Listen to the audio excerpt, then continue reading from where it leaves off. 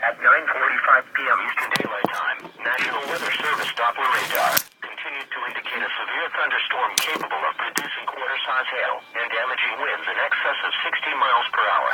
This storm was located near Ethel, or 15 miles southwest of Jaffrey, moving east at 25 miles per hour. Other locations in the warning include but are not limited to Williston, Phillipston, Templeton, and Gardner. A severe thunderstorm watch remains in effect until 10 p.m. Eastern Daylight Time Wednesday evening for northern Connecticut and southern Massachusetts and southern New Hampshire.